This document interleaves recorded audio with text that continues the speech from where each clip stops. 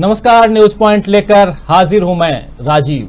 तो लखीमपुर खीरी मामले पर सुप्रीम कोर्ट ने योगी सरकार को फटकार लगाई है और कल यानी शुक्रवार को स्टेटस रिपोर्ट देने का आदेश दिया है। सर्वोच्च अदालत ने यह भी पूछा है कि अब तक कोई गिरफ्तारी क्यों नहीं हुई। हालांकि कोर्ट की सख्ती के बाद उत्तर प्रदेश पुलिस ने 2 लोगों को गिरफ्तार कर लिया है और कहा जा रहा है कि अजय मिश्र टेनी यानी कि केंद्रीय गृह मंत्री के बेटे आशीष मिश्र मोनू को समन भेजा गया है।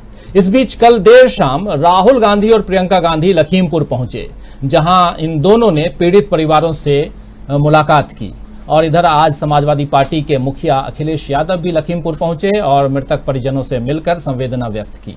नवजोत सिंह सिद्धू जो कांग्रेस के अध्यक्ष पद से उन्होंने अपने आप को विदाई के लिए लेटर दिया था, अभी तक विदा नहीं हुए हैं, वो भी आज अपने दलबल के साथ लखीमपुर जा रहे थे, लेकिन उन्हें भी सहारनपुर में रोक दिया गया और बाद में उन्हें हिरासत में ले लिया गया, गिरफ्तार कर लिया गया। इस बीच हरियाणा के अंबाला से भी लखीमपुर खीरी जैसी घटना की खबर आई है।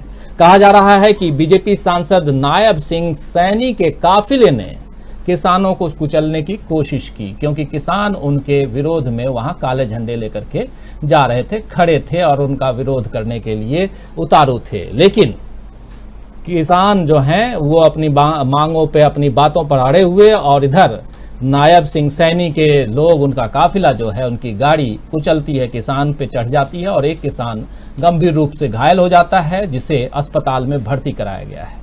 तो यहां सवाल ये उठता है दोस्तों कि आखिरकार किसानों के खिलाफ इतनी नफरत क्यों फैलाई गई है?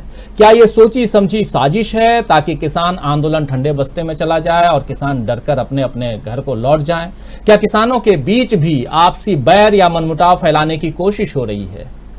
तो सुप्रीम कोर्ट से लेकर हरियाणा के अंबाला तक इस नफरत के प्रसार का आखिर जिम्मेदार कौन है? आइए इसी पर चर्चा करेंगे। हमारे साथ कुछ खास मेहमानों का पैनल मौजूद रहेगा इस वक्त। आइए सबसे पहले एक बार हम चलेंगे कि कौन कौन हमारे साथ हैं उनके पास भी, लेकिन उससे पहले आप सब तमाम साथियों, दोस्तों, आप सबका स्वागत करता हूं, इस्तकबाल करता हूं इस कार्यक्रम में। और हमेशा की तरह आप जानते हैं कि ये कार्यक्रम 2 वे होता है, सिंगल वे नहीं, जबकि 2 वे होता है, जहां आप भी आते हैं, हम भी आते हैं, अपनी बातों को रखते हैं, अपने विचारों को रखते हैं और देश दुनिया को उससे अवगत कराते हैं।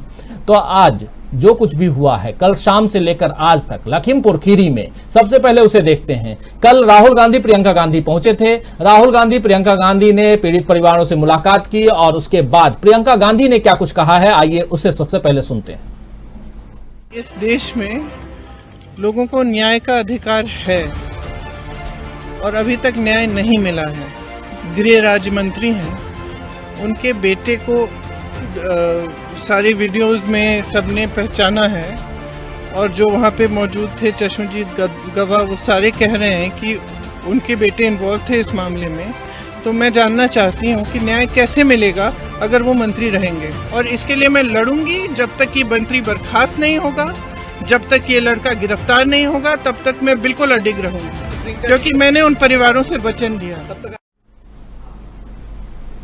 तो जब तक ये लड़का गिरफ्तार नहीं होगा, क्योंकि मैंने उन परिवारों से वचन दिया, उन परिवारों को वचन दिया है, ये कह रही हैं प्रियंका गांधी। और ये लड़का कौन है? ये लड़का वही है जो अजय मिश्र टेनी यानी कि केंद्रीय गृह राज्य मंत्री के बेटे साहब हैं और जिनके ऊपर आरोप है। लेकिन दूसरी तरफ अजय मिश्र टेनी के बेटे आशीष मिश्र मोनू को समन भेजा गया है, पुलिस ने अपने पास बुलाया है। क्या 302 या 304 या 307 या 120B या और भी बहुत सारी धाराएं हैं, उन धाराओं के तहत अगर FIR दर्ज है तो उसे बुलावा भेजा जाएगा? ये भी एक बड़ा सवाल है, इस पर भी चर्चा करेंगे। आगे बहुत सारे सवाल हैं और उन सवालों के साथ साथ ये सवाल भी है कि आखिर इस किसान आंदोलन को सरकार या सरकार के नुमाइंदे किस रूप में देखते हैं, किसानों को देखने का जो नजरिया है वो क्या है, यही समझने की हम कोशिश करेंगे। हमारे साथ तमाम पैनल में तमाम लोग मौजूद रहेंगे, सबसे आपका परिचय करवाऊंगा। लेकिन उससे पहले अपने मेहमानों के पास जाने से पहले एक वीडियो और देख लेते हैं। वो है समाजवादी पार्टी के मुखिया अखिलेश यादव का, जो पूर्व मुख्यमंत्री रह चुके हैं उत्तर प्रदेश के। उन्होंने क्या कुछ कहा पीड़ित परिवारों से मिलने के बाद, आइए उसे भी सुन लेते हैं। मदद करूंगा, तीनों परिवारों से मैं मिल लूं, उसके बाद भी परिवार की मदद होगी। और मैंने परिवार को भरोसा दिलाया है कि सरकार ने जहां मदद की है, समाजवादी पार्टी ने 2 करोड़ की मांग की थी कि 2 करोड़ परिवार को प्रति मदद हो, सरकारी नौकरी दें। अगर ये सरकार नहीं मदद करती है तो समय आने पर समाजवादी पार्टी की अगर सरकार बनती है तो मदद करने का हम लोग करेंगे।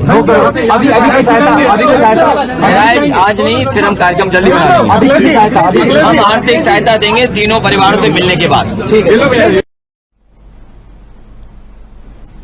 तो सुना आपने अखिलेश यादव क्या कुछ कह रहे हैं मीडिया को संबोधित करते हुए, और खासकर आप जान रहे हैं कि विपक्षी दल लगातार लखीमपुर खीरी पहुंच करके, और यहां बात यह हो रही है कि आखिर विपक्ष जो है वो सियासत कर रहा है। कल भी हम लोग इस पर चर्चा किए थे, लेकिन क्या विपक्षी पार्टियां अगर पहुंच रही हैं या पहुंचने की कोशिश कर रही हैं, उसके नुमाइंदे पहुंचने की कोशिश कर रहे हैं लखीमपुर खीरी, और खासकर वहां पीड़ित परिजनों से, जो मृतक परिवार है उनके परिजनों से मिलने की अगर कोशिश कर रहे हैं, मिल रहे हैं, संवेदना व्यक्त कर रहे हैं, सांत्वना दे रहे हैं, तो इसमें क्या बुराई है? ये भी एक बड़ा सवाल है। इस सवाल के साथ इस पर भी चर्चा हम लोग करते रहे हैं, आज भी चर्चा करेंगे। आइए हमारे साथ जो खास हमारे साथी मौजूद हैं उनसे आपका परिचय करवाऊं। हमारे साथ 2 खास मेहमान जुड़े हुए हैं। प्रकाश हिंदुस्तानी जी, बहुत दिनों के बाद, एक लंबे अंतराल के बाद आपको इस कार्यक्रम में देख रहा हूं, बहुत खुशी हो रही है और आपका स्वागत करता हूं प्रकाश जी इस कार्यक्रम में।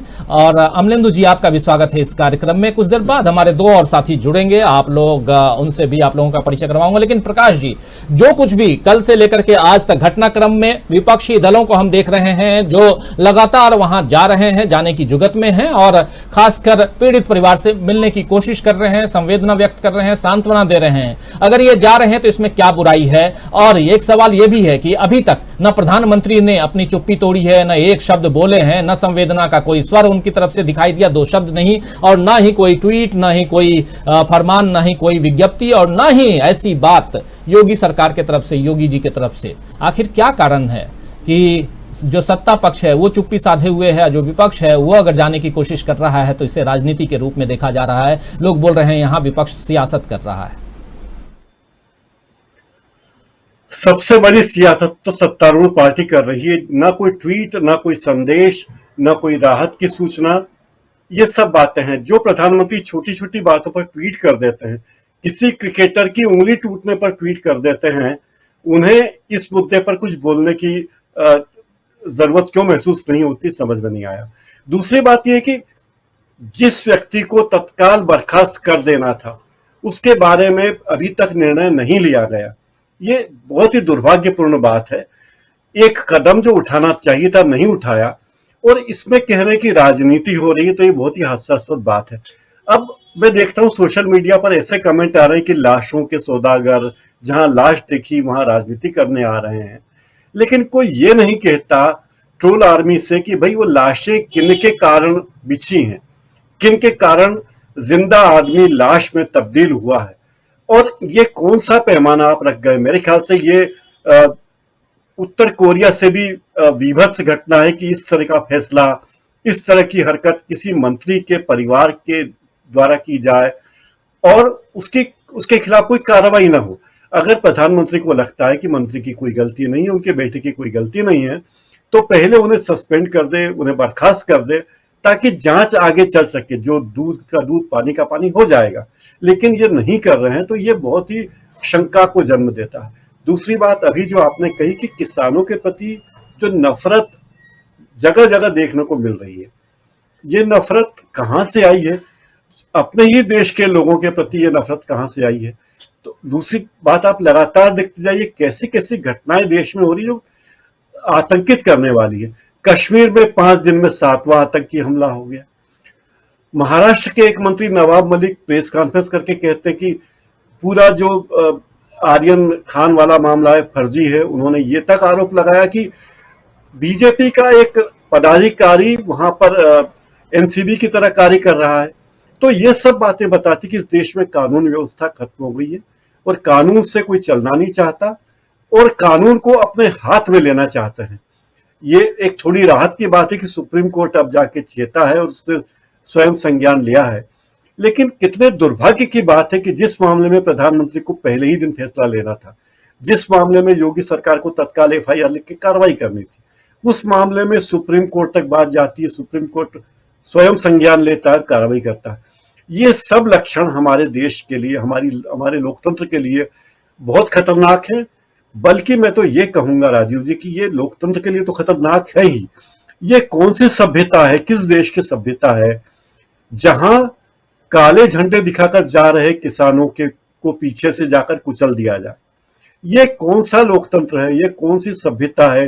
ये कौन सा पॉलिटिकल कल्चर हम बना रहे हैं और किस दिशा में जा रहे हैं? काले झंडे दिखाना लोगों का अधिकार है। उनको चाहिए था कि काले झंडे दिखाने वालों से बात करते, सरकार को चाहिए कि काले झंडे दिखाने वालों से बात करते, लेकिन हम काले झंडे दिखाने वालों को कुचल देंगे, पीछे से कुचल देंगे, मार डालेंगे, जिंदा रहने का हक नहीं देंगे। ये कौन सी दानवी सभ्यता है जो हमारे इस लोकतंत्र में है? दुनिया के कौन से देशों में इस तरह का लोकतंत्र देखने को मिलेगा? दुनिया कहां से कहां जा रही है और हम लगता है कि हमारा लोकतंत्र रिवर्स जा रहा है। बहुत शर्मिंदगी होती है कि लोकतंत्र को जहां जाना चाहिए था वहां नहीं जा रहा है और संविधान में इतने व्यवस्था होने के बाद भी दोषी व्यक्ति को हटाया नहीं जा रहा है, उस परिवार के खिलाफ कार्रवाई नहीं हो रही है और कानून अपना काम नहीं कर पा रहा है। ये और भी बड़ी दुखद शर्मनाक घटना है राजीव जी। दुखद शर्मनाक है और खासकर इसलिए क्योंकि दोषी जो है उस पर जो काम होना चाहिए, जो कानून जिस प्रकार से अपना शिकंजा कसे, वो नहीं हो रहा है। हमारे साथ अमलेंदु उपाध्याय जी भी जुड़े हुए हैं। अमलेंदु जी, आज कानून की हम बात कर रहे हैं। सुप्रीम कोर्ट ने आज इस पर सुनवाई की है। हालांकि एक याचिका दायर हुई थी, पहले ये था कि स्वतः संज्ञान, लेकिन स्वतः संज्ञान नहीं, ये रजिस्ट्री के थ्रू ये याचिका थी और उस पर सुनवाई करते हुए सीजेआई यानी चीफ जस्टिस ऑफ इंडिया जो एनवी रमन है, उनकी अध्यक्षता में 3 जजों की जो पैनल है, उसने पीठ है, उसने इस पर सुनवाई की और उसके साथ साथ ये भी पूछा योगी सरकार से, यूपी सरकार से कि आप अब तक इस पर गिरफ्तारी क्यों नहीं, और कल यानी कि शुक्रवार तक स्टेटस रिपोर्ट देने के लिए कहा है। उससे पहले आज 2 लोगों को, आशीष पांडे नाम के एक युवक को और दूसरा लवकुश नाम के एक युवक को, दोनों को गिरफ्तार किया गया है। कहा जा रहा है कि ये दोनों उस गाड़ी में सवार थे और दोनों आशीष मिश्रा मोनू यानी कि गृह राज्य मंत्री के बेटे के दोस्त हैं।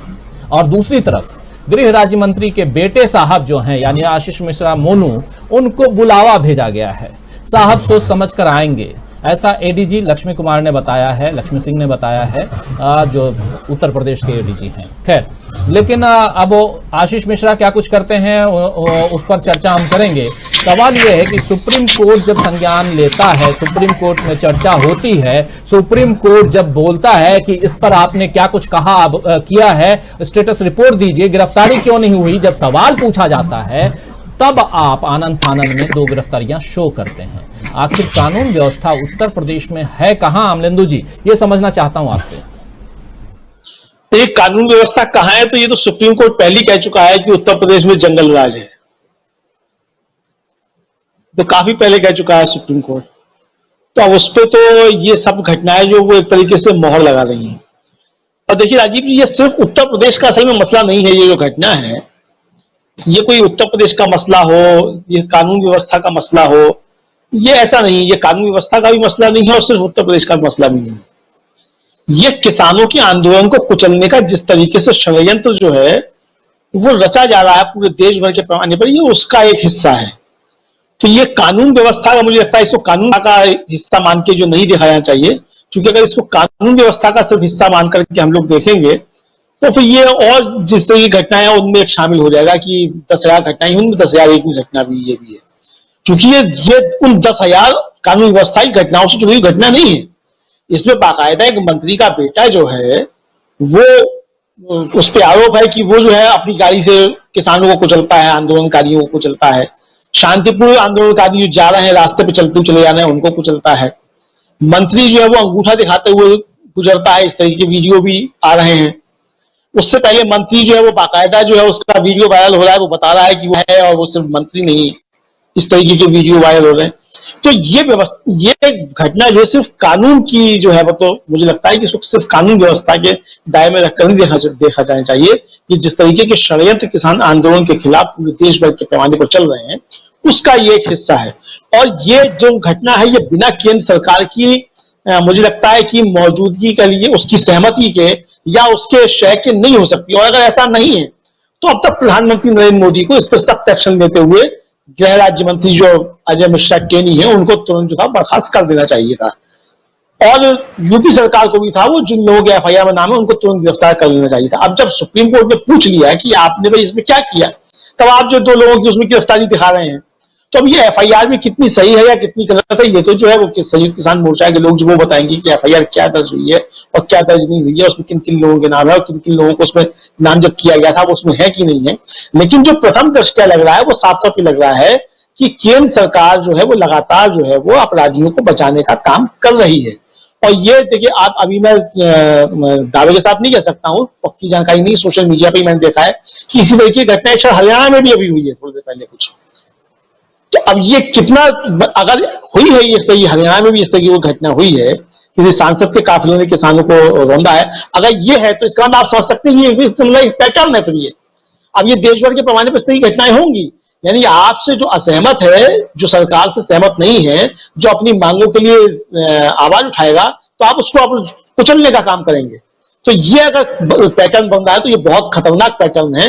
और देखिए ये खतरनाक पैटर्न जो हम देख चुके हैं राज्यसभा में, जिस तरीके से आखिरी दिन सांसदों के साथ हाथापाई हुई और बाकायदा राहुल गांधी ने आरोप लगाया कि सांसदों को जो बाहर के लोगों ने आगे पीटा और जो मार्शल की वर्दी पहने हुए थे उसका भी अब तक क्या हुआ। तो इस तरह की जो घटनाएं हो रही हैं ये निश्चित तौर पे डेमोक्रेसी के लिए अच्छी नहीं है, मुझको ऐसा लगता है।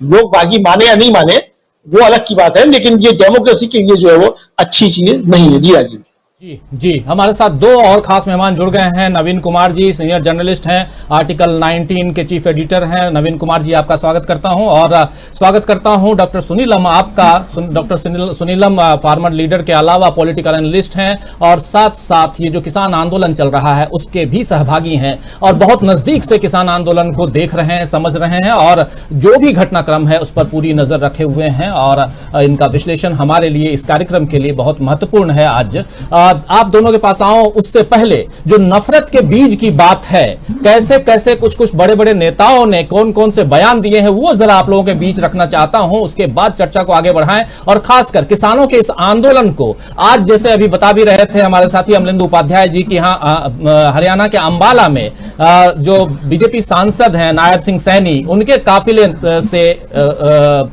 के बीच, यानी यह कहें कि उनके काफिले ने एक किसानों को रौंदने की कोशिश की, जिसमें से एक किसान जो है गंभीर रूप से घायल है और अस्पताल में है।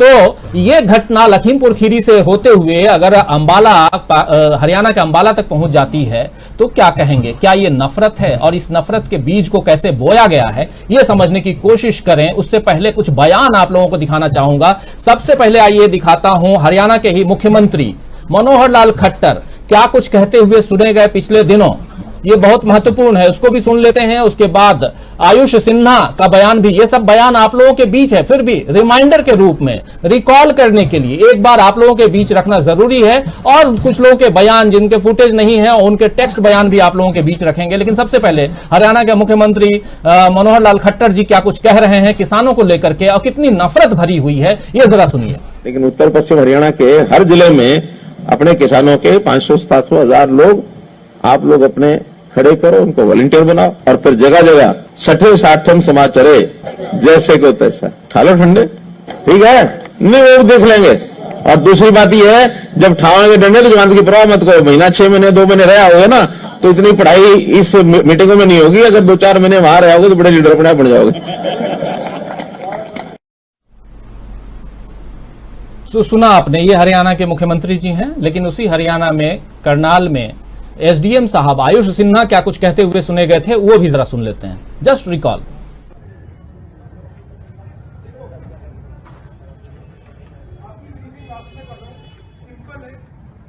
जो भी हो यहां से इससे कोई भी इसी तरह का स्पष्ट कर देता हूँ, सर छोड़ देना। हाँ, कहाँ से सर? मैं ड्यूटी मैजिस्ट्रेट को लिखित में बता रहा हूँ। कितने लट मारा?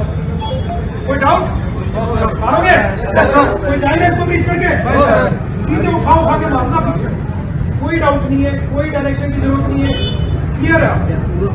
ये नाका किसी भी हालत में हम रीच नहीं होने देंगे। हमारे पास पर्याप्त फोर्स पीछे है, 100 की फोर्स पीछे यहाँ पे आपको खड़ा रखा है। शुरू में किसी में कोई इशू नहीं है। मारोगे ना लट? ठीक है, क्लियर है? हेलमेट पहन लो, ये और हेलमेट तो हम अलर्ट लेकर रहते मिलना यहाँ पे, ठीक है? हम पूरी रात नहीं सोए यार, 2 दिन से ड्यूटी कर रहे हैं, आप तो सो के आए हो थोड़ा, कोई बात नहीं, अभी किचन आ गए 6 घंटे, ठीक है? क्लियर है? ठीक है, कर लो यहाँ से एक बंदा नहीं जाना चाहिए। तो ये आयुष सिन्हा जी हैं, एसडीएम, और इनके ऊपर जांच चल रही है। कहा गया था कि 1 महीने में जांच पूरी हो जाएगी और किसानों के बीच हम उस जांच को रखेंगे और तब तक इन्हें निलंबित कर दिया गया है, ऐसा कहा गया था। क्या हुआ क्या नहीं, अब वो सब कुछ आपके सामने है। लेकिन इसके अलावा मीनाक्षी लेखी, आपको याद होगा, कहती हुई नजर आई थी कि आंदोलनरत किसान नहीं हैं बल्कि मवाली हैं। ये केंद्रीय मंत्री हैं मीनाक्षी लेखी जी, और इन्हें विदेश मंत्रालय का प्रभार है, केंद्रीय गृह राज्य मंत्री हैं, माफ करें विदेश राज्य मंत्री हैं। तो ये जुलाई में ये बयान इन्होंने दिया था कि आंदोलनरत किसान जो हैं किसान नहीं बल्कि मवाली हैं। और भी देखते हैं, ये दिसंबर 2020 में केंद्रीय मंत्री वीके सिंह ने कहा था कि किसान आंदोलन में प्रदर्शन कर रहे कई लोग किसान नहीं दिखते बल्कि वो दूसरे लोग हैं। विपक्ष के अलावा कमीशन पाने वाले लोग इस विरोध के पीछे हैं। ये किसान आंदोलन के लिए कहा गया, वीके सिंह ने कहा था। और आगे बढ़े, ये देखिए, सितंबर 2021 में, अभी पिछले महीने, पंजाब बीजेपी के प्रवक्ता हरविंदर सिंह क्या कहते हैं कि अगर मुझे किसानों से बात करने के लिए बोला जाता तो मैं मार मार के पैर तोड़ देता और जेल में बंद करवा देता। किसानों का यही हाल करना चाहिए। ये कह रहे हैं हरविंदर सिंह जी, जो बीजेपी के प्रवक्ता हैं पंजाब बीजेपी के। तो ये कुछ बयान आप लोगों के सामने हम रख रहे थे। अब सीधे चलेंगे अपने साथियों के बीच, पैनलिस्ट के बीच में, और सीधे डॉक्टर सुनीलम आपके पास आना चाहूंगा। डॉक्टर सुनीलम, बहुत सारी चीजें, और इसके अलावा ये तो बहुत एक छोटा सा नमूना है जो सामने हम रख रहे थे। इस नमूने में ये साफ नजर आ रहा है कि नफरत कितनी फैलाई जा रही है, लेकिन साथ साथ एक बाप अपने बेटे को बचाने की कोशिश करता हुआ लखीमपुर में भी दिखाई दे रहा है। और ओहदे का जो पूरा का पूरा जो लबादा है, वो जो ओढ़े हुए है, वो जो केंद्रीय गृह राज्य मंत्री, गृह मंत्रालय, और उसके बाद बेटा क्या कुछ कर रहा है, ये साफ नजर आ रहा है वीडियोज में, फुटेज में। उसके बाद भी उसे बचाने की पूरी कोशिश, ये नफरत फैलाने की जो कोशिश होती रही है पिछले 10-12 महीनों से, वो साफ यहां हम रखने की कोशिश भी कर रहे थे, दिखाने की कोशिश कर रहे थे कि कैसे मुख्यमंत्री से लेकर के अधिकारी तक और मंत्रीगण तक क्या कुछ बोल रहे हैं। लेकिन इसके बीच भी आप लोग डटे हुए हैं, आप लोग अड़े हुए हैं, आगे बढ़ रहे हैं, ये भी दिख रहा है।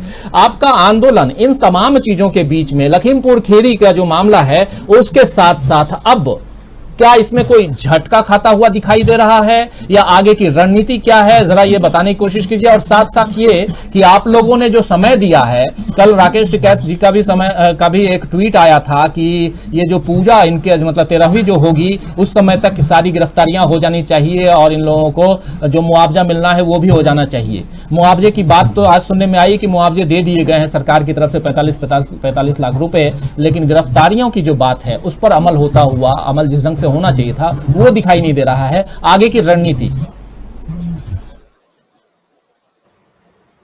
शुक्रिया राजीव जी। सबसे पहले तो जो अमलेंदु जी ने कहा, मैं उससे अपनी सहमति व्यक्त करता हूं। जो उनका विश्लेषण था मैं उससे पूरी तरीके से सहमत हूं। मैं ये जोड़ दूं कि अम्बाला के अंदर जो कुछ हुआ है उसके अंदर जो वहां पर सांसद नायब सैनी थे, वो इनोवा गाड़ी से वो आ रहे थे और जो किसान उसका विरोध कर रहे थे वो नारायणगढ़ की ये बात है। और विरोध करते हुए उनके साथ में था, वो मंत्री था, एक हरियाणा का एक मंत्री है संदीप सिंह, वो उनके साथ में था, सांसद के साथ में। और जो किसान विरोध कर रहे थे उनके ऊपर गाड़ी चढ़ा दी और उसके अंदर हमारा एक साथी भवनप्रीत सिंह करके जो है वो गंभीर रूप से घायल हुआ है, वो अस्पताल के अंदर हैं। तो आपने जो ये पूरे आपने फुटेज दिखाने का काम किया, तो एक बात एकदम साफ हो गई है कि ये सोची समझी भाजपा की, संघ परिवार की ये रणनीति है, लोगों को प्रवोक करने की रणनीति है। जिस तरीके से हिटलर ने और मुसोलिनी ने किया था, अपने विरोधियों को अपनी पार्टी के लोगों के मां से हिंसा करा करके उन्हें भयभीत करना, उन्हें शांत करना, उन्हें मरवाना, ये जो एक होता हुआ एक दिखलाई हम लोगों को पड़ रहा है, ये किसे कहते हैं कि फासिज्म इन एक्शन जो है, फांसीवाद जो है हमारे को सड़कों के ऊपर नग्न रूप में दिखलाई पड़ रहा है। आपने जो सवाल किया के बारे में संयुक्त किसान मोर्चे ने ये निर्णय किया है कि हम 12 अक्टूबर को जब अंतिम अरदास का कार्यक्रम चारों शहीदों का हो जाएगा, उसके बाद हम लोग जो है तब तक अगर बर्खास्तगी नहीं होती मंत्री की, तब तक अगर बेटे को गिरफ्तार नहीं किया जाता, तो फिर हम बड़े आंदोलन का ऐलान करेंगे। हमें दो फ्रंट के ऊपर बात है। एक तो लखीमपुर खीरी की ये तत्काल की घटना है। इस तरीके से आपको मालूम है, आपने जिसका जिक्र किया, करनाल के अंदर हो चुका है। कम से कम 12 घटनाएं ऐसी हैं जो हरियाणा सरकार ने एक तरीके से किसानों पर हमला किया, एक युद्ध में जैसे दुश्मन को मारा जाता है उस तरीका, लेकिन हर बार किसान जो है उससे उबर करके आए हैं। इसके पहले 26 तारीख को जो कुछ किया था वो पूरे देश और दुनिया के सामने है। तो हम लोगों ने ये अपना तय किया है कि हमारे को एक तो शॉर्ट टर्म रणनीति, एक लॉन्ग टर्म रणनीति है। तो जो लॉन्ग टर्म रणनीति है उसको लेकर के आज पंजाब के संगठनों की, हरियाणा के संगठनों की, अलग अलग राज्यों के संगठनों की अपनी मीटिंग्स हुई हैं, किसान संगठनों की, और कल जो है इसको लेकर के आगे इस आंदोलन को किस तरीके से व्यापक बनाना है, कैसे मजबूती देनी है, ये एक तय किया जाएगा। और 12 तारीख को जो है लखीमपुर को लेकर के अगली घोषणा करने का काम किया जाएगा। मैं आपके चैनल के माध्यम से, क्योंकि मैं आपको धन्यवाद भी देना चाहता हूं संयुक्त किसान मोर्चे की ओर से कि डीबी लाइव एक ऐसा चैनल है जो लगातार किसानों की एक तरीके से जो आप बीती है, या जो उनका दर्द है, या जो उनके मुद्दे हैं, या उनका जो संघर्ष के बिंदु हैं, उनको देश के सामने बहुत प्रखरता के साथ में रखता रहा है। राजीव जी, उसके लिए आपका बहुत शुक्रिया है। हम लोगों का सबसे बड़ी चिंता ये है कि हमारा आंदोलन अहिंसक रहना चाहिए, क्योंकि हम लोगों को ये वाली बात समझ में आ गई है कि जो पूरा ट्रैप है वो आंदोलन को हिंसक बनाने का ट्रैप है। और मैं ये जो, अगर आपके दर्शकों को ये जानकारी नहीं है तो मैं इसके साथ में जानकारी शेयर करना चाहता हूं कि ये जो ट्रैप था लखीमपुर खीरी का, कि जब आप रौंद देंगे आंदोलनकारियों को तो आंदोलनकारी क्या करने वाले हैं, आंदोलनकारी रिएक्ट करने वाले हैं। और रिएक्शन के अंदर जो है वो हिंदू और सिख का मुद्दा बनाना चाहते थे। उस इलाके के अंदर पहले से जो है इस तरीके का वातावरण बनाने का काम भाजपा और उसके साथ जुड़े हुए संगठन सिखों के खिलाफ में लगातार कर रहे हैं। और आज ऐसी स्थिति में जब उनको दिख गया है कि अब सिख उनके साथ में खड़ा नहीं है, उनको किसी भी हालत के अंदर चुनावी मदद करने वाला नहीं है, तो वो उनको हमला करके उनके ऊपर हिंदुओं को खुश करने का या पोलराइज करने का, जैसा वो मुसलमानों को लेकर के करते हैं, वही रणनीति थी। लेकिन जैसे हमने सरकार की रणनीति को 26 जनवरी को फेल किया था बिना रिटेलिएशन के, उसी तरीके से बिना रिटेलिएशन के एक किस्म से बातचीत करके एक हल निकाल करके तत्काल का शवों की अंत्येष्टि के लिए हमने हल निकाल करके एक किया है। लेकिन मैं आपको इतना कहना चाहता हूं कि बात आगे बढ़ रही है। आप ये देखिए कि कभी ऐसा नहीं हुआ था कि जो कुछ अभी हुआ, मतलब हम लोग तो गए, हमने अपनी बातचीत की, हमारे को अपनी बात हमने कह दी कि अजय मिश्रा को जो है उसको आपको जो है बर्खास्त करना पड़ेगा, लड़के को आपको हत्या के आरोप में गिरफ्तार करना पड़ेगा। हमने एफआईआर कराने का काम किया। लेकिन आप ये देखेंगे कि पहली बार ऑपोजिशन भी सड़कों पर आने के लिए एक किस्म से मजबूर हुआ है।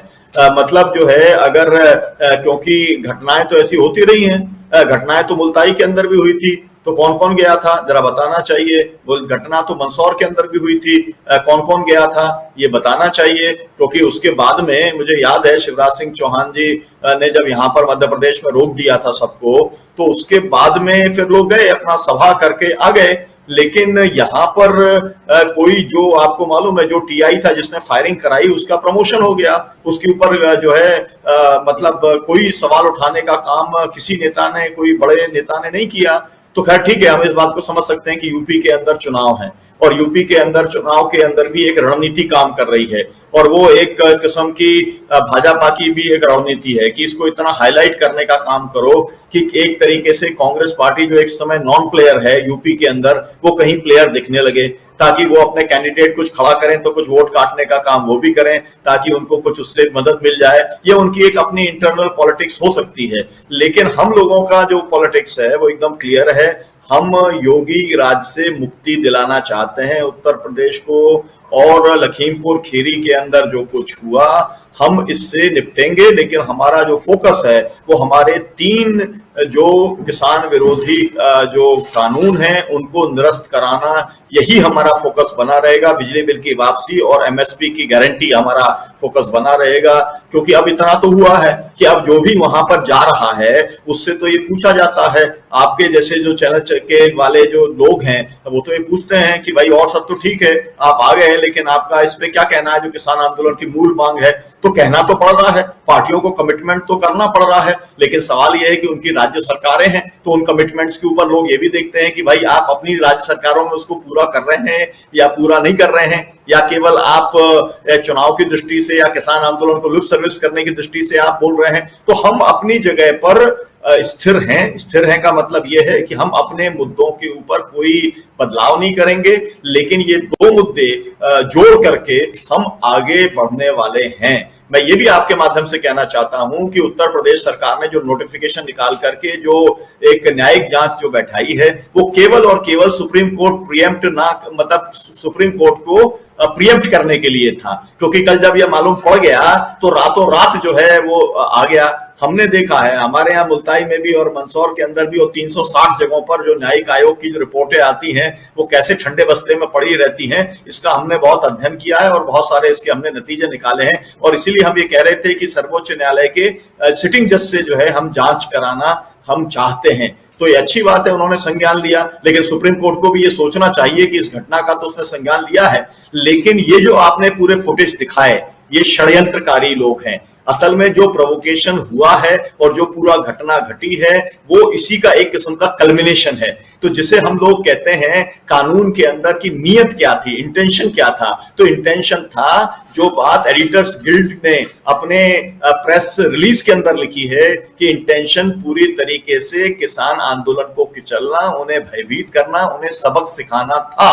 तो मैं ये उम्मीद करता हूं कि सुप्रीम कोर्ट इन टोटो बात करेगा, वो केवल पीसेस में बात नहीं करेगा, और वो अपनी जिम्मेदारी से वो पीछे हट नहीं सकता।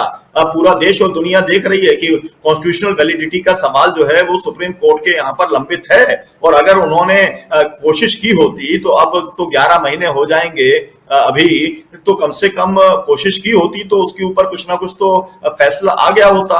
और वो ये आप कह रहे हैं कि हमने तो रोका हुआ है, तो नया सवाल खड़ा कर दिया कि भाई आप जो है अगर कोई सब जुडिस है तो उसके अंदर आप आंदोलन नहीं कर सकते क्या, है ना। ये भी कोई एक नया कोई स्ट्रक्चर ये देश का सुप्रीम कोर्ट देगा क्या कि जितने मामले जो है सुप्रीम कोर्ट में मतलब या किसी भी कोर्ट में चले जाएं उसके बाद में आप आंदोलन नहीं कर सकते, तो आपका क्या जो फंडामेंटल राइट है वो क्या समाप्त हो जाता है कोर्ट के अंदर जाने के बाद में कोई मुद्दा।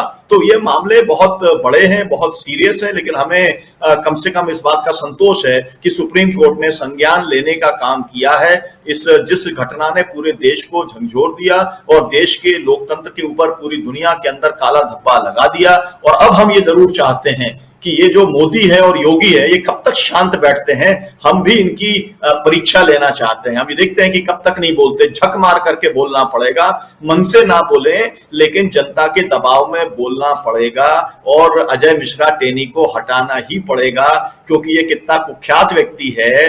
जो बात वो आपने फुटेज दिखाया नहीं, वो 2 मिनट वाला भी फुटेज आप है कि मैं 2 मिनट के अंदर बलिया से लेकर के और लखीमपुर खीरी से लेके बलिया तक जो है मैं मतलब जो है साफ कर दूंगा। मतलब योगी जो ठोकने का काम करते हैं उसी तरीके का धमकी जो है ये अजय मिश्रा दे रहा था।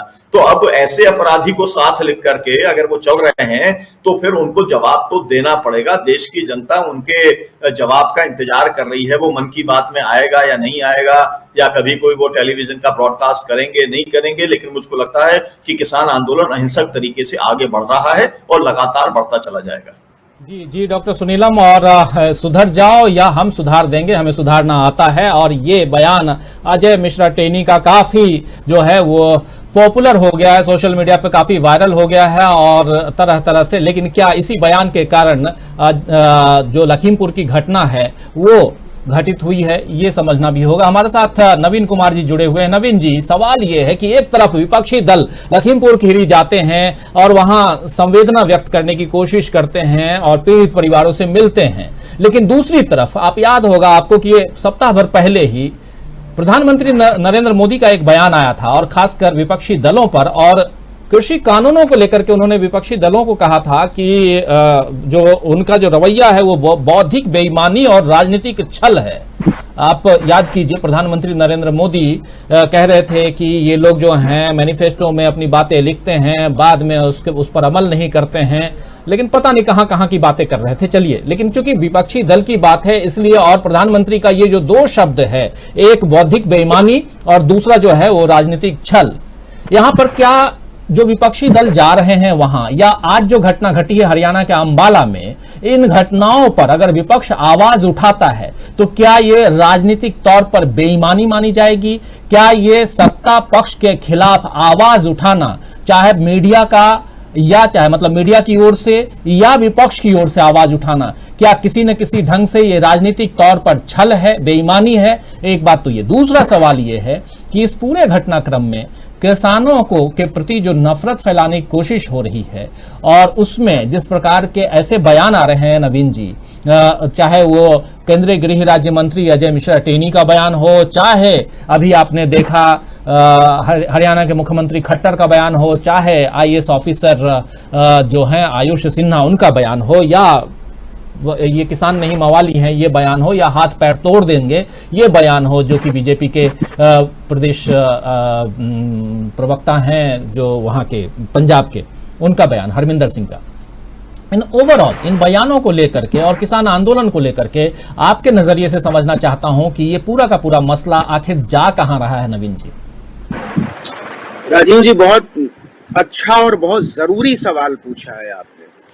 तो आपका पहला सवाल प्रधानमंत्री के बयान पर आधारित था कि बौद्धिक बेईमानी की जो उन्होंने बात की है, इसका बड़ा छोटा जवाब है, और वो जवाब ये है कि शायद हम लोग प्रधानमंत्री को जितना सीरियसली लेते हैं वो अपने आप को खुद भी नहीं लेते हैं। वो कब क्या बोलते हैं और बाद में उसको कब कैसे कोट किया जाता है, इसके बारे में उन्होंने सोचना छोड़ दिया है। अगर बौद्धिक बेईमानी की हम तो छोड़ इस अल्फाज को किनारे रखिए, छोड़ दीजिए, छोटे छोटे सवालों पर आइए कि आज से 7 साल पहले, 7.5 साल पहले वो रोजगार पर क्या कहते थे, वो किसानों की आमदनी पर क्या कहते थे, वो स्वामीनाथन कमेटी की रिपोर्ट पर क्या कहते थे, वो महंगाई पर क्या कहते थे, वो डॉलर की कीमत पर क्या कहते थे, पेट्रोल और डीजल के दाम पर क्या कहते थे। क्या वाकई प्रधानमंत्री नरेंद्र मोदी अपने आप को गंभीरता से लेते भी हैं? तो वो विपक्ष के बारे में क्या कहते हैं, ये उनकी खीज कह लीजिए कि एक झेपे हुए नेता का बयान है वो। दूसरी बात, जहां तक विपक्ष की बात है, वो ये है कि किसान आंदोलन पहली बार पिछले 20-25 सालों में वाकई एक स्वतः स्फूर्त जन आंदोलन के तौर पर उभरा है, जिसकी कोई पॉलिटिकल बैकिंग नहीं है। कोई क्लेम नहीं कर सकता। इसके पहले अन्ना आंदोलन हुआ था और उसको जाहिर तौर पर कहा गया था कि वो आरएसएस का आंदोलन था। उसकी परिणति अरविंद केजरीवाल को मुख्यमंत्री और नरेंद्र मोदी को प्रधानमंत्री बनाने में हुई। लेकिन किसान आंदोलन के बारे में इस तरीके का क्लेम कोई नहीं कर सकता, और यही हताशा है नरेंद्र मोदी की, यही हताशा है भारतीय जनता पार्टी की, उनके नेताओं की। सवाल है कि भारतीय जनता पार्टी अगर किसानों की लानत मलामत करेगी नहीं तो करेगी क्या? भारतीय जनता पार्टी का मतलब नरेंद्र मोदी, नरेंद्र मोदी का मतलब कुछ चुने हुए छटे हुए कारोबारी और उनकी औद्योगिक महत्वाकांक्षाएं। इतना बड़ा 3 कानून ला दिया गया, जाहिर सी बात है उससे किसको फायदा होने वाला है और किन लोगों को फायदा होने वाला। कम से कम किसानों को तो नहीं होने वाला, किसको होने वाला ये हम सब जानते हैं। प्रधानमंत्री जो कह रहे हैं वो इसलिए कह रहे हैं कि किसानों पर उनका जोर नहीं चल रहा है। उनका जोर टेलीविजन चैनलों पर चलता है, उनका जोर अखबारों पर चलता है। दैनिक जागरण नाम का अखबार जो है वो किसानों को उपद्रवी लिखता है, और उसके पहले योगी आदित्यनाथ की तारीफ में पूरे पन्ने की खबरें छापता है। तो वो दरअसल खींच उन लोगों के साथ मिटाते हैं जिन पर उनका जोर, उनकी जबरदस्ती नहीं चलती है। तो उनकी जबरदस्ती किसानों पर नहीं चल रही है, उनकी जबरदस्ती मुसलमानों पर नहीं चल रही है, उनकी जबरदस्ती दलितों पर नहीं चल रही है, और उनकी जबरदस्ती डिजिटल मीडिया पर नहीं चल रही है। इसलिए आप देखिए कि ये एक पूरा अगर चौकोर खाना बना दीजिए तो हर उस खित्ते के बारे में प्रधानमंत्री के बयान आप समझ लीजिए। क्या कहा था उन्होंने रामलीला मैदान में कि कपड़े से पहचान लिए जाते हैं लोग। मतलब हमने ऐसा दृष्टिविहीन प्रधानमंत्री नहीं देखा जिसको महंगाई नजर नहीं आती, जिसको बेरोजगारी नहीं नजर आती, और जिसको कपड़े के पीछे की नीयत नजर आ जाती है। क्या कहा था छात्रों नौजवानों के बारे में? इसी दिल्ली में नारा लगाया गया था, देश के गद्दारों को जूते मारो। ये मंत्री लगा रहे थे, ये मंत्रियों की भाषा है। बाकी छोड़ दीजिए, ये बेटी बचाओ और बेटी पढ़ाओ के जमाने में कुलदीप सिंह सेंगर से मिलने कौन जाता है? भारतीय जनता पार्टी के संत नेता साक्षी महाराज जाते हैं और बाहर आकर ट्वीट करते हैं कि लोकप्रिय जन नेता से हम मिलकर आए हैं। मतलब छटे हुए घोषित अदालत से सजा याफ्ता बलात्कारियों से मिलने भाजपा के नेता जाते हैं। तो उनको किससे नहीं मिलना है? उनको इस देश के छात्रों से नहीं मिलना है, उनको इस देश के किसानों से नहीं मिलना है, उनको इस देश के नौजवानों से नहीं मिलना है। क्यों? क्योंकि ये लोग लोकतंत्र की बात करते हैं। जो असल चिंता है वो ये है कि लोकतंत्र को खत्म करना है। हर उस लेवल पर जहां से लोकतंत्र को बचाने की आवाजें उठती हैं, चाहे वो छात्रों की तरफ से हो, चाहे वो शिक्षकों की तरफ से हो, चाहे वो डिजिटल मीडिया की वजह से हो, चाहे स्वतंत्र पत्रकारों की तरफ से हो, और अब चाहे किसानों की तरफ से हो, हर उस आवाज का गला घोटना है जो डेमोक्रेसी की बात कर रहा है, जो उदारता की बात कर रहा है, जो बंधुत्व की बात कर रहा है, जो न्याय की बात कर रहा है, जो समानता की बात कर रहा है। तो ये कोई नई बात नहीं है कि प्रधानमंत्री क्या कह रहे हैं और भारतीय जनता पार्टी क्या कह रही है और मीनाक्षी लेखी क्या कह रही है और बाकी के नेता क्या कह रहे हैं। किसान आंदोलन से एक दुश्मनी तो पहले दिन से साधी गई है। आप पूरे टेलीविजन चैनल का रवैया देखिए कि जब किसान पंजाब से, हरियाणा से, राजस्थान से, उत्तराखंड से दिल्ली की तरफ चले तो सड़कों में गड्ढे खोदे गए, उन पर बुलडोजर चलाया गया, उनके ट्रैक्टरों को हटाया गया, किसानों को पीटा गया। क्या आप कल्पना कर सकते हैं कि इस देश के 1 लाख लोग एक साथ कूच कर रहे हैं और पूरा टेलीविजन उस खबर का बायकॉट कर दे? अखबारों में उसकी कहीं कोई तस्वीर न छपे, कहीं कोई खबर न छपे। ये क्यों हुआ? इसलिए हुआ कि नरेंद्र मोदी और उनकी राजनीति के वाहकों के लिए उस खबर को साइफन ऑफ करना बड़ा आसान था, टेलीविजन से दबाना आसान था। पहली दफा किसान आंदोलन ने यह साबित किया है कि भारत की जनता को, भारत के चौथे खंभे को बचाने के लिए टेलीविजन की कोई जरूरत नहीं है, अखबार की कोई जरूरत नहीं है। अगर डेमोक्रेसी की बात हुई है, अगर किसान और मैं बड़ा सलाम करता हूं किसानों को जिन्होंने सिंघू बॉर्डर से गाजीपुर बॉर्डर और टिकरी तक मैं खुद देखा कई दिन जाकर कि उन्होंने बाकायदा बैनर लगा दिए थे कि हमको इन 4-5 चैनलों के लोगों की जरूरत ही नहीं है, आप मत आइए, आप कैमरा लेकर मत आइए, हमको कवर भी मत कीजिए, हमको आपकी जरूरत नहीं है। आज किसान आंदोलन से पहले क्या ये बात सोची जा सकती थी कि कोई भी आंदोलन इस तरीके से टेलीविजन का बायकॉट करके और सोचे कि हम अपने मकाम की तरफ बढ़ेंगे? लेकिन अच्छी बात यह हुई कि डिजिटल मीडिया पूरी पुरजोरी के साथ किसानों के साथ खड़ा रहा, उनकी एक एक चीज लोगों के सामने पहुंचाता रहा और वहां तक पहुंचाता रहा जहां टेलीविजन की रीच नहीं हो सकती है। वो कल्पना नहीं कर सकता कि हम वहां तक पहुंच सकते। आज अगर दुनिया भर से किसानों को समर्थन मिला है तो क्या उसकी ताकत टेलीविजन है? नहीं, उसकी ताकत डिजिटल मीडियम है। उसकी ताकत वो लोग हैं जो छोटे छोटे गांव कस्बों से 3000 रुपए का मोबाइल लेकर किसानों को कवर किया है, जिन्होंने रात भर जाग कर कि किसान भीग कैसे रहा है, किसान जाग कैसे रहा है, किसान खा कैसे रहा है, किसान डिमांड क्या कर रहा है। वरना इस देश के अखबारों ने, टेलीविजन चैनलों ने किसानों को बदनाम करने में, उनके आंदोलन को पहले दिन से नेस्तनाबूद करने में कोई कसर नहीं छोड़ी थी। ये बहुत अच्छा हुआ है कि किसान आंदोलन के, अभी सुनीलम जी कह रहे थे, मैं उनका बड़ा मुरीद हूं उनके आंदोलन का और बहुत पुराने दिनों से मैं उनके आंदोलनों को देख रहा हूं। सुनीलम जी की बात को मैं आगे बढ़ाना चाहता हूं कि किसान आंदोलन केवल 3 कृषि कानूनों को वापस लेने के लिए अब नहीं रह गया है। वो केवल एमएसपी की गारंटी और बिजली बिल के खात्मे के लिए नहीं रह गया है। किसान आंदोलन को एक लार्जर पर्सपेक्टिव में देखना होगा कि किसान आंदोलन आइडिया ऑफ इंडिया को बचाने का आंदोलन है, कि भारत के जिस विचार को हमने आज से 72-73 साल पहले जिस यात्रा को शुरू किया था वो बचेगा कि नहीं, भारत में डेमोक्रेसी बचेगी कि नहीं, बराबरी, बंधुत्व और न्याय की अवधारणा बचेगी कि नहीं, हम बचेंगे कि नहीं, आप बचेंगे कि नहीं। किसान आंदोलन इन सब की आवाज है। यही वजह है कि आप किसी भी बॉर्डर पर चले जाइए, शुरू में इसको कैसे प्रोपेगेट किया गया कि ये सिखों का आंदोलन है, फिर कैसे कहा गया ये खालिस्तानियों का आंदोलन है, फिर कहा गया ये कांग्रेसियों का आंदोलन है।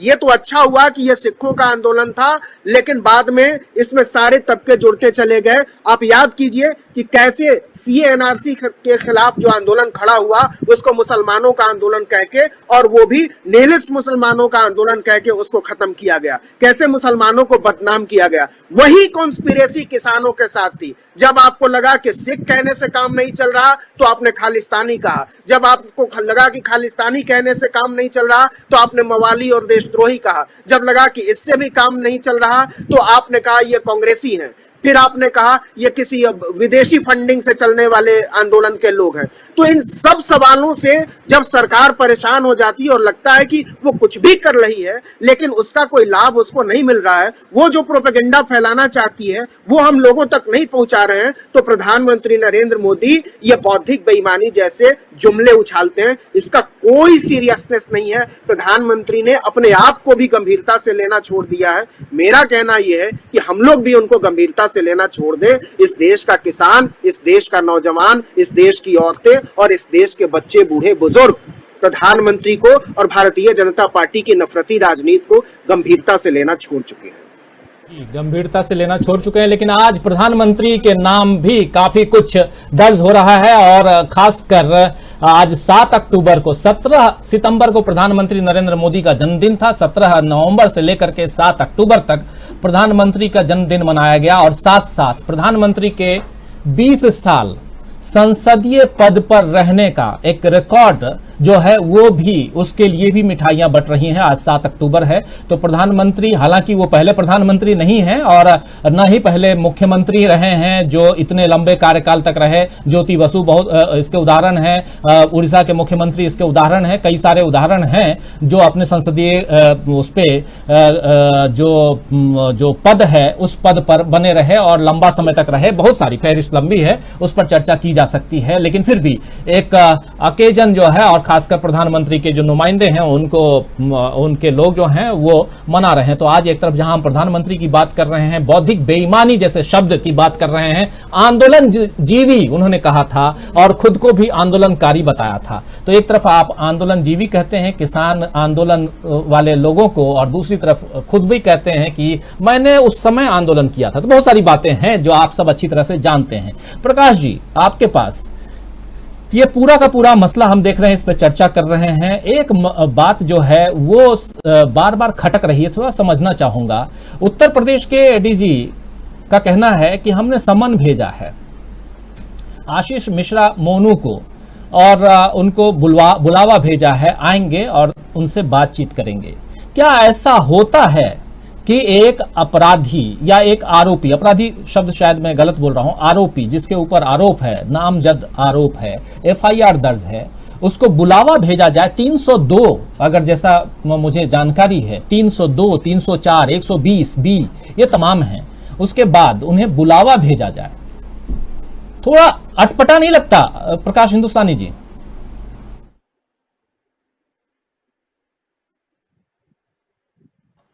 शायद वो जुड़े हुए नहीं है। अटपटा नहीं लगता, क्योंकि इस देश में अनम्यूट कीजिए।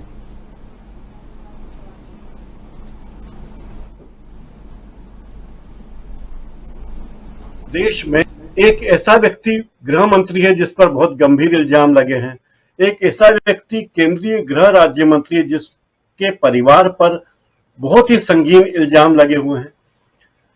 अगर आप देश में देखेंगे जहां जहां बीजेपी की सरकार है वहां किस तरह के लोग सत्ता में हैं, उन पर कितने आपराधिक मुकदमे चल रहे हैं, तो लगता है कि ये सब लोग मौसेरे भाई हैं और इन्हें आपस में कोई ऐसी बात नहीं है। दरअसल ये जो राजनीति, इनकी राजनीति का ईंधन ही ये चीज है कि किस तरह साम दाम दंड भेद से अपना काम किया जाए और किस तरह से हालात पर कब्जा किया जाए, लोगों को आतंकित किया जाए। प्रशासन इनका बहुत मामूली सा हो रहा है। एडीजी की इतनी हिम्मत नहीं कि वो केंद्रीय गृह राज्य मंत्री के बेटे को पुलिस वाले भेज के बुलवा ले और हिरासत में हथकड़ी डाल के रख दे। ये हिम्मत उनमें नहीं है। और ये बात लगती है कि किस तरह से उनको न्योता दिया गया कि आप आइए, ये न्योता देना है कि साहब पधारिए, आपकी दरखास्त है। और ऐसी ही बात एडवोकेट जनरल ने भी कही है, प्रसाद ने, गरिमा प्रसाद ने भी कही है सुप्रीम कोर्ट से कि साहब हमने कार्रवाई की है, हम कार्रवाई कर रहे हैं। तो जाहिर है कि जब पूरी सरकार एक अपराधी को बचाने में लगी, आरोपी को बचाने में लगी है, अपराधी के सिद्ध होंगे। लेकिन अगर ऐसा आरोप किसी और व्यक्ति पर लगे, ऐसा आरोप किसी आम व्यक्ति पर लगे, मुझ पर या आप पर लगे, तो हमारी क्या स्थिति होगी, पुलिस कितनी तेजी से काम करेगी। अभी आप देखिए उत्तर प्रदेश के वो प्रशासन है जहां अमिताभ ठाकुर जैसे एक आईपीएस अधिकारी को नियमों के विरुद्ध बर्खास्त कर दिया गया। और बर्खास्त ही नहीं किया गया, उन्हें गिरफ्तार भी किया गया नियमों के विरुद्ध। और आपको जो करना है आप करते रहिए, कोर्ट कचहरी करना है कर लीजिए, आपके पास में क्या है। क्योंकि अधिकारी इनके हैं, पुलिस इनके हैं, जांच अधिकारी इनके हैं, तो लोगों को लगता है कि हमें किस बात का डर है। ये बहुत ही शर्मनाक स्थिति है। और ये बात बताती है कि पूरा पुलिस प्रशासन राजनीति के शिकंजे में है और वे कोई स्वविवेक से कोई निर्णय नहीं ले सकते। एक और बात आप देखिए कि दूसरी तरफ आप देखते हैं कि बॉलीवुड के एक हीरो के बेटे की जब बात आती है तो किस तरह सख्ती से उसे पकड़ के पेश किया जाता है। वो आरोपी है, लेकिन उसके साथ इस तरह का बर्ताव नहीं कि हमने नोटिस भेजा। तो ये बर्ताव नेता होने का वीवीआईपी को फायदा है और ये उनका विशेषाधिकार है भारतीय जनता पार्टी के नेताओं को कि वे जब चाहें तब अदालत में पेश हों, जब तब थाने में पेश हों और जब चाहेंगे तब उन्हें अदालत में पेश किया जाएगा। राजीव जी। जी बिल्कुल। और आगे बढ़े, लेकिन उससे पहले अजय मिश्र टेनी के उस वीडियो को दिखाना चाहूंगा और उस वीडियो पे कमेंट चाहूंगा डॉक्टर सुनीलम आपका कि इतना बड़ा बयान देने के बाद जो सोशल मीडिया पर वायरल हो रहा था, उसके बाद किसानों की तरफ से, आपका जो किसान यूनियन है उसकी तरफ से कोई संज्ञान लिया गया था क्या, ये जानना चाहता हूं।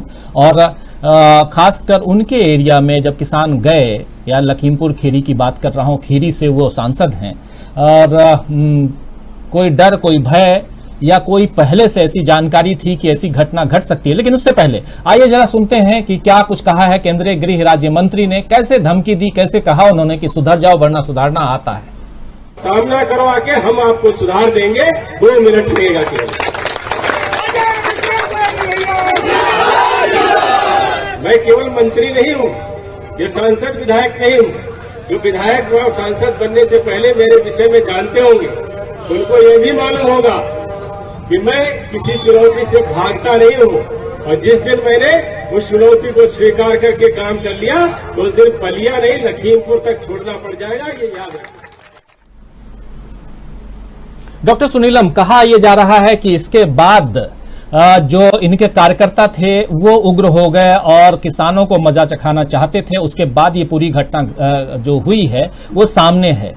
क्या कहेंगे आप इस पे? एक बात तो ये है कि हम लोगों ने इस बयान को उस सीरियसनेस के साथ में नहीं लिया था और इस बात की कल्पना, जिस देश के अंदर एक दिन में हजारों ज्ञापन दिए जाते हों, पूरे देश में 137 करोड़ जनता है, कहीं कोई बिजली को लेके, कहीं कोई पानी को लेके, कहीं कोई खराब रोड को लेके, कहीं कोई दुर्घटना को लेके, मतलब हजारों ज्ञापन जो है कलेक्टर से लेके, तहसीलदार से लेके, मंत्री से लेके, विधायक, सांसद, सबको दिए जाते रहे। तो ये इस देश के अंदर परंपरा है। तो हमारे लोगों की तो कल्पना में ही नहीं था कि जो है लोगों के ऊपर गाड़ी चढ़ाई जा सकती है, मतलब एक इमेजिनेशन के बाहर का था। तो एक इतना कोई दुर्दांत अपराधी भी, हम लोग ज्यादा से ज्यादा ये उम्मीद करते हैं कि भाई पुलिस हमारे ऊपर हमला करेगी, हम लोग वहां पर जाएंगे काला झंडा दिखाने के लिए, तो पुलिस लाठीचार्ज कर सकती है, पुलिस कुछ भी कर सकती है, तो पुलिस से जो है टकराव की स्थिति ना बने, ऐसी स्थिति में उसके ऊपर हम लोग जो है एक अपने एक तरीके से पूरे सजग रहते हैं। लेकिन हमारे जब साथी, ये बात मैं यहाँ पर इस डिबेट के अंदर जरूर लाना चाहता हूँ कि हमारे साथी तेजेंद्र सिंह विर्क है ना, जो कि तराई किसान संगठन के जो कि अध्यक्ष हैं और AIKCC के वर्किंग ग्रुप के मेंबर हैं, वही लीड कर रहे थे इस मूवमेंट को। और जब ये हो गया कि अब वो नहीं आ रहे हैं तो वो लोग लौट रहे थे। आपने जो वीडियो देखा होगा उसके अंदर जो सरदार जी सबसे ज्यादा आगे चल रहे हैं वो तेजेंद्र सिंह विर्क हैं, और पीछे से आकर के उनके ऊपर जो है वो गाड़ी चढ़ाने का काम कर दिया। तो ये तो हमारी कल्पना के बाहर था। अब ये बात खुल करके आई है कि एक ये रणनीति के तहत किया गया था, सोची समझी साजिश के तहत किया था, किसान आंदोलन को डराने और कुचलने के लिए ये किया गया था, क्योंकि ये पहला एक किस्म का देश भर के अंदर पहला जो पार्टी विद द डिफरेंस अपने आप को कहती है, उसका ये पहला प्रयोग था। तो शायद अब लोग इस खतरे से भी अब लोग बराबर सावधान रहने का काम करेंगे। लेकिन हम ये जरूर चाहते हैं कि प्रधानमंत्री भी और सुप्रीम कोर्ट भी इसका संज्ञान लेकर के जिस दुर्दांत तरीके से, बर्बर तरीके से कार्रवाई की गई है, उसके ऊपर वो जरूर उनको बर्खास्त करेंगे और तत्काल जो है गिरफ्तारी भी उनकी करने के लिए वो मजबूर होंगे। आज ये वाली बात एकदम साफ आ गई है कि देखिए, इनको कवर दिया गया, पुलिस का कवर दिया गया। आपको मालूम है VIP के साथ में जो सायरन वाला रहता है मामला, वो पूरा सिस्टम इनकी गाड़ी के साथ में लगा हुआ था। तो पुलिस बाकायदा एस्कॉर्ट करके लाती है, एक अपराध को कृत्य कराती है, अपराध को घटित कराती है और उसके बाद में कवर करके लेके चली जाती है। तो ये जो है सीधा सीधा मामला, वहां पर वो जो पुलिस अधिकारी हैं, वहां के जो प्रशासनिक अधिकारी हैं, वो भी, और वो सीधे, वो तो कह सकते हैं कि भाई सीधे ऊपर से डायरेक्शन था, योगी मोदी किसी का भी, जो भी जिसका भी डायरेक्शन रहा हो या टैनी का डायरेक्शन रहा हो, लेकिन ये सब जो है अपराधी हैं। और मैं बार बार इस बात को कहता हूं कि अपराधी जो है किसी नियत से किया गया, और नियत एकदम साफ है, किसान आंदोलन को कुचलने की ये नियत है। इसलिए हम तो तैयार होकर के बैठे हैं, लगातार हमारा आंदोलन चल रहा है और इस मुद्दे के ऊपर हम इस्तीफा कराकर ही मानने वाले हैं। ये आपको बता दें, गिरफ्तारी तो खैर करनी ही पड़ेगी, वो बहुत ज्यादा दिन तक नहीं रह पाएगा, क्योंकि जो है आपको मालूम है संयुक्त किसान मोर्चा का, जिसका अभी नवीन कुमार जी को मैं सल्यूट करना चाहता हूं, और कि उन्होंने जिस प्रखरता के साथ में उन्होंने बात रखी है, तो हमारे पास भी बहुत सारा तंत्र इस समय है देश के अंदर। तो हम लोग भी जो है वो टैनी कहीं जो है वो उनका जो लड़का है वो बच के कहीं जाने वाला नहीं है, है ना। तो ऐसा नहीं है कि जो है इतने लाखों करोड़ों जो किसान हैं वो आंख बंद करके बैठे हैं और उनका कोई अपना तंत्र नहीं है। तो हम लोग सजग हैं और हम दोनों चीजों को सुनिश्चित करने का काम हम करेंगे। और ये मैं आपको बता दूं, मैंने पहले भी शायद अगर नहीं कहा हो, कि जो स्थिति पंजाब में और हरियाणा के अंदर भाजपा के नेताओं की बनी थी, आज भी जो कुछ हुआ, जिस तरीके से कुचलने की बात आई अम्बाला के अंदर, उसी तरीके से आज ऐनाबाद में भी कहीं एक और जगह पर भी कहीं पर प्रोटेस्ट हुआ। तो जिस तरीके से काले झंडे दिखाने का काम जो चल रहा है, वो अब उत्तर प्रदेश के अंदर बहुत तीव्र गति पकड़ लेगा। और अब यहाँ पर भाजपा के मंत्रियों को, भाजपा के सांसद को और विधायक को इतनी आसानी से अब जनता के बीच में अब जाना संभव नहीं होगा। लोकतांत्रिक तरीके से काले झंडे लेकर के जो हम प्रोटेस्ट हमारा जो चल रहा था हरियाणा में, पंजाब में, वो या वेस्टर्न यूपी में, या विशेष तौर पे यहाँ पर भी शुरू हो चुका था, लेकिन अब वो पूरे उत्तर प्रदेश के अंदर चलने वाला है और आगे कार्यक्रम की घोषणा करेंगे। आज क्योंकि आपने 7 अक्टूबर का नाम लिया था, इसलिए मैं आपके चैनल के माध्यम से दुर्गा भाभी को याद करना चाहता हूं, जो सरदार भगत सिंह को, जिन्होंने, आपको मालूम है सैंडर्स का जब हुआ था, वो घटना हुई थी, उसके बाद में उन्हें निकाल करके सुखदेव और राजगुरु के साथ में उनको लेकर के लाहौर से कलकत्ता तक वो गई थी। और ये भी आपको मालूम है कि किस तरीके से जतिन दास, जिन्होंने की मतलब हंगर स्ट्राइक किया था, भगत सिंह ने भी हंगर स्ट्राइक किया था और 63 दिन के बाद में उनकी मौत हो गई थी जतिन दास की, तो लाहौर से कलकत्ता लेकर दुर्गा भाभी उनको गई थी। तो जो एक रिवॉल्यूशनरी जो हमारी एक बहन रही है, जो प्रेरणा स्रोत रही है, उन्हें याद करना चाहिए, जिन्होंने इस देश को आजाद कराने का काम किया। ये वो लोग थे जिनका नाम आप ले रहे थे, ये सब जो है एक मददगार थे अंग्रेजों के। तो उनका नाम लेना जो है मतलब क्योंकि 7 अक्टूबर की तारीख उनके साथ नहीं जोड़ी जानी चाहिए, दुर्गा भाभी के साथ याद जोड़ी जानी चाहिए, इसलिए मैंने उनको जो है याद करने का काम किया। राजीव जी जी नवीन जी, एक सवाल ये है उठता है, एक तो ये खबर अभी आ रही है कि कल 10 बजे बुलाया है आशीष मिश्रा को पुलिस ने। खैर ये चूंकि खबर है, अपने दोस्तों साथी जो हमारे साथ जुड़े हुए हैं, जो देख रहे हैं, उन तक ये पहुंचा रहा हूं। लेकिन नवीन जी, सवाल ये है कि इस पूरे घटनाक्रम के बाद पॉलिटिकल स्थिति जो है, scenario of politics Uttar Pradesh का, उसको आप कहां पाते हैं? उत्तर प्रदेश में अब क्या कुछ बदलता हुआ दिख रहा है? जैसा अभी डॉक्टर सुनीलम कह रहे हैं कि ये तय है कि अब बीजेपी के, भाजपा के कार्यकर्ता से लेकर के मंत्री तक खुलेआम नहीं घूम पाएंगे, उनका विरोध होगा। अब वहां की राजनीति को किस रूप में देखते हैं आप?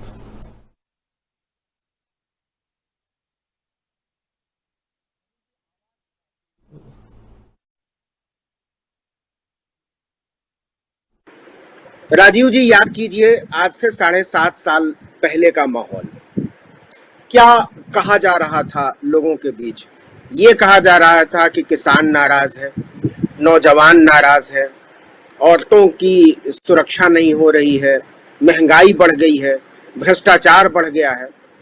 और उसके बाद हमारे सामने एक चेहरा रख दिया गया, या कहिए कि एक पॉलिटिक्स रख दी गई, और उबी हुई जनता ने बिना कोई सवाल किए हुए उसको चुन लिया था। ये हुआ था, ये इतिहास में दर्ज हो चुका है, इससे हम लोग बरी नहीं हो सकते, इसको हमने घटित होते हुए देखा है। अब आज आप कह रहे हैं कि राजनीतिक हालात क्या हैं, तो अब मैं फिर से कह रहा हूं कि क्या आपको नहीं लगता इस देश का नौजवान सड़कों पर है? आप थोड़ी देर पहले नरेंद्र मोदी का जिक्र कर रहे थे, उनके 20 साल के सफरनामे का जिक्र कर रहे थे। मैं तो देख रहा हूं कि 2 साल से इस देश का नौजवान 17 सितंबर की तारीख को बेरोजगार दिवस के तौर पर मनाता है, और वो ट्विटर पर दिन भर ट्रेंड करता रहता है। आज से पहले आपने किसी प्रधानमंत्री के बारे में ऐसा सुना कि उसके जन्मदिन को बेरोजगार दिवस के रूप में नौजवान मना रहे हो? मतलब किसान, आप उसकी देख लीजिए हालत। पिछले 10-12 महीने से प्रधानमंत्री को, उनकी पार्टी को, उनके मंत्रियों को इस बात की कोई फुर्सत नहीं है कि कम से कम उनसे जाकर मांग मानना न मानना एक अलग किस्म की बात है, लेकिन आपके मन में एक गरिमा होती है, एक रिस्पेक्ट होता है किसानों को लेकर, नौजवानों को लेकर, औरतों को लेकर। वो मामूली रिस्पेक्ट भी नजर नहीं आता भारतीय जनता पार्टी की पॉलिटिक्स में और नरेंद्र मोदी की पॉलिटिक्स में। वो सिरे से नदारद है। तो किसान खुश है। आज से 7.5 साल पहले कहा गया था बहुत हुई फसलों के दाम की मार, और अब की बार मोदी सरकार, और इस जुमले के साथ हर एक नारा गढ़ दिया गया था। तो आप ये बताइए कि पेट्रोल आज 102 रुपए पहुंच चुका है, बॉम्बे में तो 105-7 रुपए पर पहुंच चुका है। तो इस देश में कौन परेशान नहीं है? क्या नौजवान इस बात से खुश है कि उसके पास इफरात में नौकरियां हैं? आप देखिए जिस तरीके से फीस बढ़ाई गई है, आप छोड़ दीजिए छोटे मोटे कॉलेजेस की, आईआईटी और आईआईएम की, जिस तरीके से यूनिवर्सिटियों पर ताला लगाया गया है। आप अगर लार्जर पर्सपेक्टिव में देखेंगे ना राजीव जी, तो आज तक अगर इस देश में रैलियां हो सकती हैं, इस देश में प्रधानमंत्री सभाएं कर सकते हैं और मास्क उतार कर पूरी दुनिया घूम सकते हैं, सब कुछ हो सकता है, दफ्तर खुल सकते हैं। अगर इस देश में नहीं खुल सकती है तो यूनिवर्सिटी नहीं खुल सकती है। क्यों? क्योंकि इस देश की हुकूमत को नौजवानों से डर लग रहा है। उत्तर प्रदेश के चुनाव तक कम से कम उत्तर प्रदेश और दिल्ली की यूनिवर्सिटी तो नहीं खुलने वाली, आप लिख कर ले लीजिए। इसलिए नहीं खुलेगी कि कोई कोरोना का डर है और वैक्सीन नहीं लगी है और बड़ा रफ्तार है और बहुत चिंता है किसी चीज को लेकर।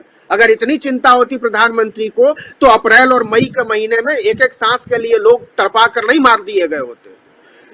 डर लग रहा है सरकार को कि अगर यूनिवर्सिटी के नौजवान सड़कों पर उतरेंगे तो यह किसान आंदोलन जो है और मजबूत हो जाएगा, और इस बात को रोकना है। इसीलिए किसी भी तरीके से कुछ भी करो, इनको डराओ धमकाओ, लेकिन यूनिवर्सिटी मत खोलने दो। तो जब नौजवान खुश नहीं है, जब किसान खुश नहीं है, जब आदमी की बचत नहीं हो रही है, अब सोचिए कि क्या किसी को भी 100 रुपए पेट्रोल खरीदने में अच्छा लग सकता है क्या? मैं तो भारतीय जनता पार्टी के लोगों से, आरएसएस के लोगों से भी पूछता हूं कि आपको मजा आता है? आप जाकर देख लीजिए खाने के तेल की कीमत क्या हो गई है। आप बाजार में चले जाइए और आपकी बचत, क्या आज से 7 साल पहले आपकी जो कमाई थी और बचत थी उन दोनों में इजाफा हुआ है? मेरा दावा है नहीं हुआ है। अगर कोई कहता है तो वो झूठ बोलता है। तो सत्ता कैसे बदलती है? ऐसे ही तो बदलती है कि लोगों की नाराजगी बढ़ती है, असंतोष बढ़ता है। तो जब इस देश में कोई खुशी ही नहीं है, जीएसटी की मार से कारोबारी आज तक उबर नहीं पाया है, नोटबंदी की मार से जो हालत हुई है उसको हम लोग आज तक देख रहे हैं। तो जब कोई खुशी ही नहीं है, किसी को फायदा ही नहीं हुआ इस सरकार के आने से, उल्टा नुकसान हो गया है, तो फिर कौन चुनने जा रहा है इस सरकार को? मेरा सवाल तो उल्टा है आपके जवाब में। आप कह रहे हैं कि ये सरकार बदलेगी कि नहीं, ये राजनीतिक परिस्थिति बदलेगी कि नहीं। मेरा जवाब है कि इस हुकूमत को वोट कौन करने जा रहा है? इतने लोग कौन आए हैं इस देश में रहने वाले जो महंगा तेल खरीदेंगे, महंगा पेट्रोल खरीदेंगे, जो नौकरी गंवाएंगे, जो बचत में आग लगाएंगे, जो जेल जाएंगे, जो पढ़ाई लिखाई छोड़ेंगे और इसके बावजूद नरेंद्र मोदी जिंदाबाद करने वाले हैं। मेरा विश्वास बहुत ज्यादा है इस देश की डेमोक्रेसी में और मुझे लगता है कि इस देश का लोकतंत्र, इस देश के लोग इस राजनीतिक परिस्थिति का हिसाब करेंगे और वो हिसाब बराबर होकर रहेगा। वो हिसाब बराबर होकर रहेगा। और समय एक्चुअली खत्म हो चुका है, लेकिन आप चारों महानुभाव हमारे साथ जुड़े रहे। आप चारों को बहुत बहुत धन्यवाद देता हूं। नवीन जी आपको, डॉक्टर सुनीलम आपको बहुत धन्यवाद कि आपने वक्त निकाला, और प्रकाश हिंदुस्तानी जी आपको, और साथ में अमलेंदु उपाध्याय जी आपको। आप चारों को बहुत बहुत धन्यवाद कि आप लोग जुड़े रहे हमारे साथ और अपनी बातों से, अपने विचारों से देश दुनिया को, हमारे साथियों को अवगत कराया। और साथ साथ तमाम हमारे साथी जो लगातार बने रहे, सुनते रहे बहुत गंभीरता के साथ में, और साथ में अपने विचारों को कमेंट बॉक्स में भी लिखते रहे हैं। प्रियांशु गौर हैं जो लिख रहे हैं कि बीजेपी बेशर्म बहुरूपिया सरकार, गुंडाराज, महंगाई, बेरोजगारी, गरीबी, झूठी जुमलों की सरकार लिख रहे हैं। उसके अलावा कुंदन बिहारी लिख रहे हैं कि जनता और किसान दोनों को भरोसा इस सरकार से कम बहुत ज्यादा हुई है, और अब भरोसा कोर्ट से भी लोगों की कम हो रही है, ये लिख रहे हैं। लाइव ट्रेंडिंग विजार्ड लिख रहे हैं कि जब जब योगी डरता है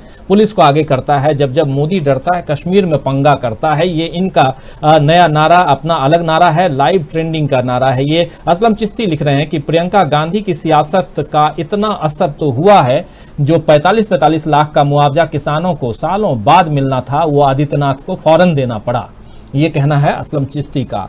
और इब्राहिम भी हमारे साथ, कीमा अंसारी हैं जो कह रहे हैं कश्मीर में घटनाएं बढ़ रही हैं, लगता है यूपी चुनाव आने वाला है। बिल्कुल शायद ऐसा है। अहमद साफी का कहना है कि राजीव जी नमस्कार, जो कुछ हुआ है ये तो होना ही था। कुछ लोगों को लग रहा था कि एक समुदाय की चूड़ी टाइट हो रही होगी क्योंकि अब मोदी जी उन्हीं पे भारी पड़ने वाले हैं।